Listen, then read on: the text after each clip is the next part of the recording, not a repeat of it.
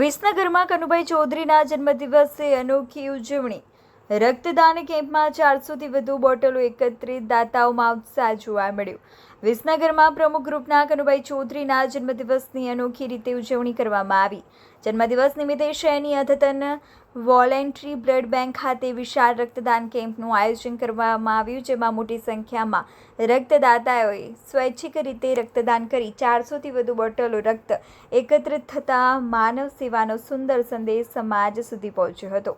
વિસનગર શહેરમાં પ્રમુખ ગ્રુપના કનુભાઈ ચૌધરીના જન્મદિવસ નિમિત્તે સામાજિક જવાબદારી નિભાવતા વિશાળ રક્તદાન કેમ્પનું આયોજન કરવામાં આવ્યું હતું. શહેરની અદ્યતન વોલેન્ટરી બ્લડ બેંક ખાતે યોજાયેલા આ કેમ્પમાં વહેલી સવારથી જ રક્તદાતાઓનો ઉત્સાહજનક પ્રતિસાદ જોવા મળ્યો હતો. રક્તદાન કરવા માટે યુવાનો સહિત વિવિધ વયના લોકો મોટી સંખ્યામાં કેમ્પમાં પહોંચ્યા હતા. રક્તદાન માટે દાતાઓની લાંબી લાઈનો જોવા મળી હતી. સમગ્ર કેમ્પ દરમિયાન સેવા ભાવના અને ઉત્સાહનું વાતાવરણ છવાયેલું રહ્યું હતું. આ રક્તદાન કેમ્પમાં કુલ 400થી વધુ બોટલ રક્ત એકત્ર થયું હોવાનું આયોજકો દ્વારા જણાવ્યું હતું. એકત્ર થયેલું રક્ત જરૂરિયાતમંદ દર્દીઓ માટે આશીર્વાદરૂપ બનશે.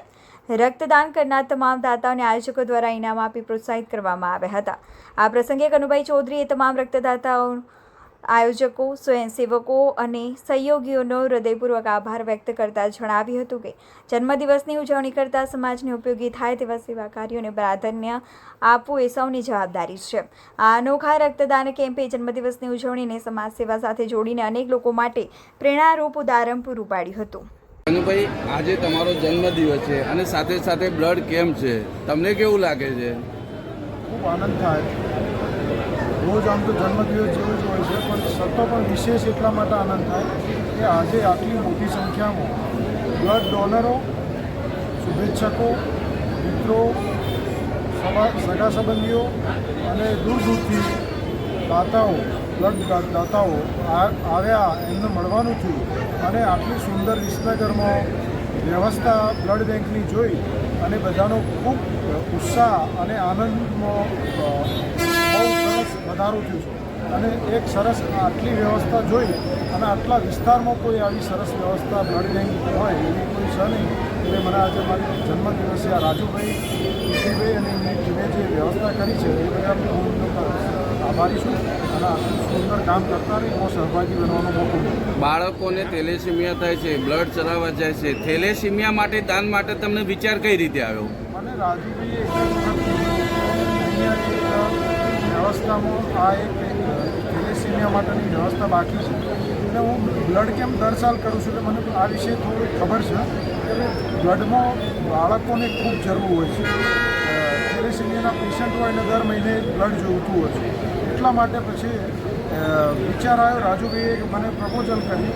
એક જ મિનિટમાં મેં હા પાડી કે રાજુભાઈ આ સહયોગ કરું છું અને એમાં પાછી પાણી ના આવે ને હર હંમેશ કરતું હતું. વિસનગરની બ્લડ બેંક ઘણા વર્ષોથી તમારા જન્મદિવસ દિવસે રક્તદાન કેમ્પ કરો છો, તો આ પ્રેરણા ક્યાંથી આવી?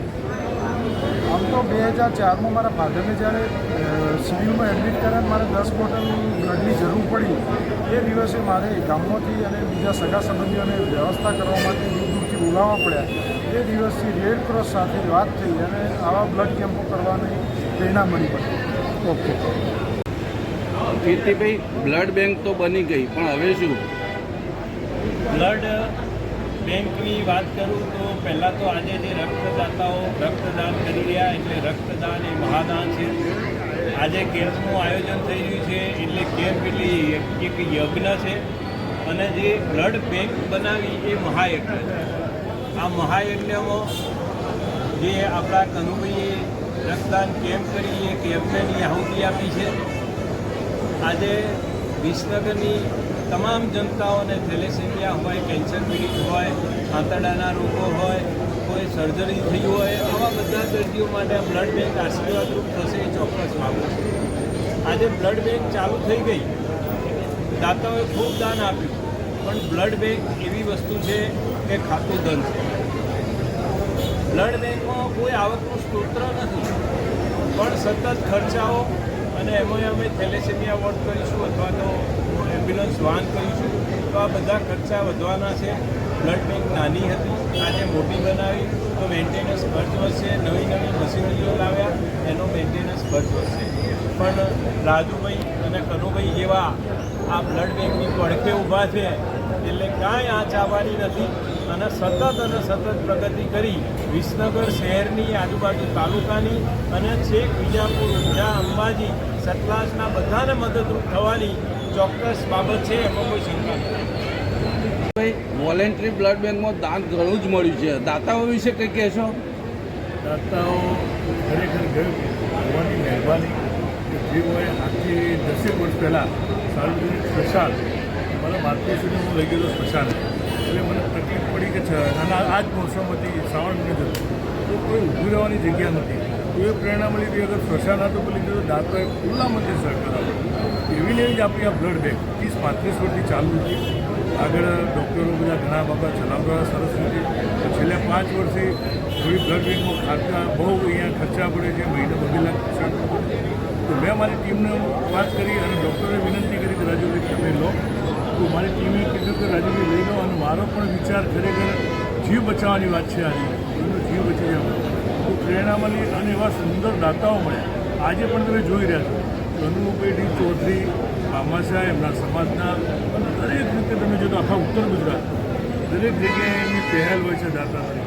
અને મને એમને જે પ્રેરણા આપી ફેમિલી રૂમ માટે બાળકો અહીંયા ખાલી વિઝિટ કરવા જાય એટલે રાજુભાઈ જે ખર્ચો હોય તો મારો લખી દો.